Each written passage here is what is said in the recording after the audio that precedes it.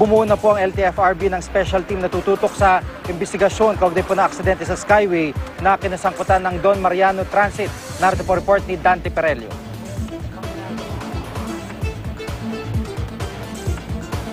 Balikan po natin ang report niya ni Dante Perelio maya-maya lamang.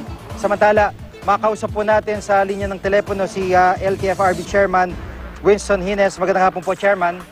Magandang hapon, Gigi.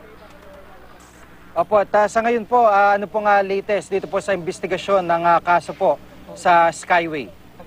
Well, tama po yung binanggit nyo. Mayroon na po tayong Special Investigation Team.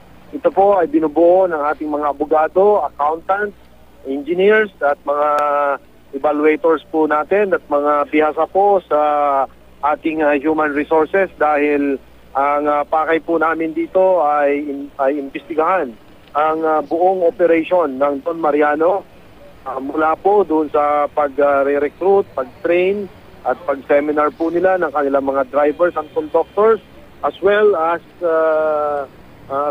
yung ating mga preventive maintenance na kanilang ginagawa at yun naman pong ating mga abogado ay titingnan kung sila ba ay may sapat na mga lisensya na nire-require po lahat ng ating ahensya ng gobyerno. Apo, Chairman, ito po kasali ho ba yung kasali na po yung ibang mga kumpanya ng bus dito po sa titingnan po ng special team na inyo pong binuo? Tama po yan dahil pinag-utos na nga po ng ating mahal na Pangulo na LTFRB ay mag-conduct ng gagawing pagsusuri muli ng mga bus companies. Hindi lang po mga physical na mga buses ang ating inspeksyonin, kundi titingnan po namin ang kanilang mga accounting records, human resources records, ang kanilang mga maintenance record para masiguro ho natin na una, nagko-comply po sila doon sa panukala ng Department of Labor and Employment na dapat po fixed wage and not lower than the minimum wage ang binabayaran sa ating mga driver at konduktor.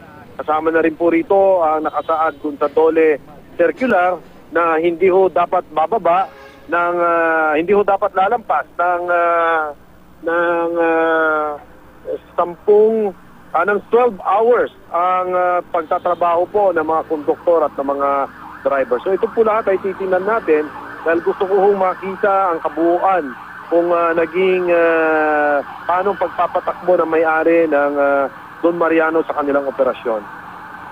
Opo, Chairman, karaniwan po sa nakita natin o nakita po ng publiko sa mga pangyaring yan, yung mga ganyang kumpanya ng bus, kahit anong means of transport, no, kahit nga po barko, nagpapalit lang po ng pangalan sa tuwing nasasangkot sa kontrobersya o kung talagang hindi na maisasalba yung kanila pong pangalan at nagpapalit lang. So, ano po ang shield ng publiko dito po sa posibilidad na pag tumagal, malimutan ng tao yung issue, magpalit lang po ng pangalan tong Don Mariano at bumiyahin na naman yung same mga driver nila, same fleet.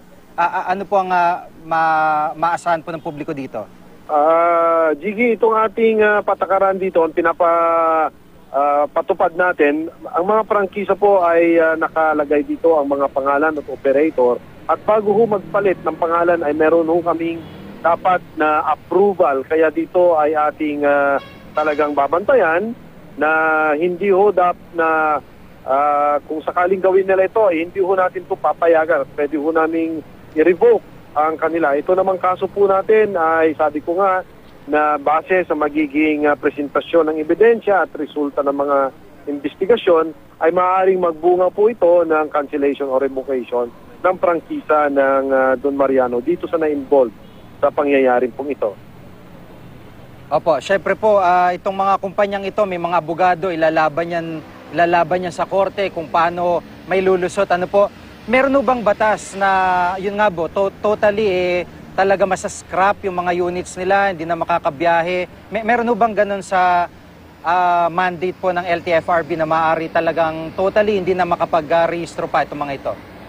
Well, opo, meron po tayong sapat na kapangyarihan yan under the Public Service Law at under the Executive Order na nag-create po dito sa LTFRB ay meron tayong sapat na kapangyarihan para ipagbawal ang hindi nakarapat-dapat na bumiyahe. Kagaya po ng ating pinapanukala at pinapatupad ngayon na modernization policy sa mga buses, mayroon po kaming striktong patupad ngayon na pag ikaw ay more than 15 years old ng bus, mula po sa date of manufacture ay hindi na ho namin yan pinapayagan na marehistro ulit ng LTO. So maaaring ganyan din ang ating magagawa dito dahil pag talagang hindi na yan roadworthy, ay pwede po namin yung i-phase out na at i-blacklist na sa record ng LTO at ng LTFRB. Hindi na talaga tuluyang magagamit yan. Opo. At Chairman, dati po may proposal yung DOTC na maglagay po ng mga speed limiter dito po sa mga bus. Ngayon po ba nako-consider na ulit ito ng inyong ahensya o ng DOTC para po hindi na talaga mag-overspeed yung po mga driver? Well, tama po yan, ano? At ito ay nabuhay ulit na suhestyon. Ito nga po ang sabi nga ng palasyo po dito ay welcome yung mga ganito at kami naman ay may sapat na kapangyarihan para i-require ang mga public utility companies na mag-install ng mga ganitong devices para ma-ensure po natin ang kaligtasan ng mga mamamayan. Ito ay magkakaroon po tayo ng consultation with stakeholders as well as magre-request po tayo ng information from qualified suppliers para makita po natin kung ano ang pinakamaganda na technology po ngayon para talagang magkaroon ng tinatawag nilang speed governor at ma-monitor natin ang takbo ng mga buses na lumalayag po. Hindi lang po buses kundi lahat po ng pampublikong sasakyan. Apo, maraming salamat po si Chairman Wilson Hines ng LTFRB. Salamat po, sir.